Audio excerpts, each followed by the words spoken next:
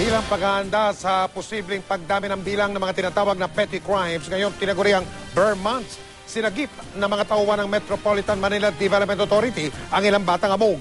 Marami na kaming ibinalitang mga krimen na sangkot ng mga batang amog na yan. Sinabay na rin ng MMDA sa kanilang operasyon ang pagsagip ng mga namamalimos sa lansangan. Nakatutok si Steve Dailisan.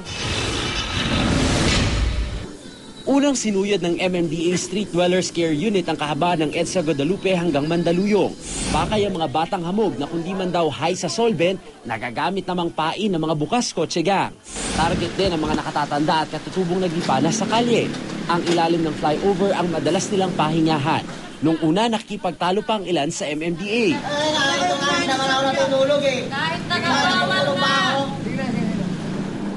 Pero wala rin silang nagawa. Sunod-sinuyod ang Osmeña Highway. May agad nakatakbo.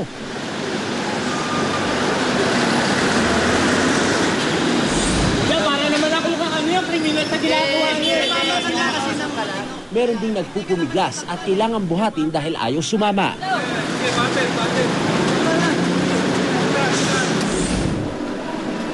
Ang mag-anak na pawas ang tabi ng riles ang mistulang tirahan at garahe na rin ng kanilang kariton.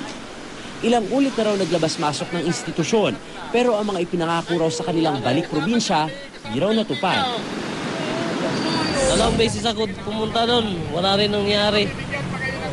Nabigyan ng pamasahe? Pag-uwi, pinalakad pa ako. Yun ang mahirap doon, wala pang kain doon. Sa maghapon, di bababa sa 30 ang bilang ng mga nasagip ng MMDA. Idiniretso sila sa Josefa Bella Center ng DSWD. Makakatulong daw sa pasilidad ng center ang may 300 capsule beds na idinonate ng MMDA. Galing ito sa nagsarang Guapotel 2 sa Tondo, Maynila. Parang kabutawi pero para siyang parang nicho. Sa halip na itago lang, i-warehouse, minarapat natin gamitin na sa mabuting pamamaraan ng DSWD. Ang kapasidad kasi na mahigit 200 katao sa shelter na ito, kadalasan daw lumolobo sa mahigit 800, lalo na tuwing Vermonts. Ang iba raw kasi na galing probinsya, lumuluwas na pa Maynila para makapag-ipon ng pamasko mula sa panlilimos. Nakikipag-ugnayan kami sa mga komunidad at munisipyo na pinanggagalingan. Tukoy naman namin kung saan galing. At ang aming gawain together ng lokal na pamahalaan, doon na po tayo nagbibigay or nagkakaroon ng gift giving.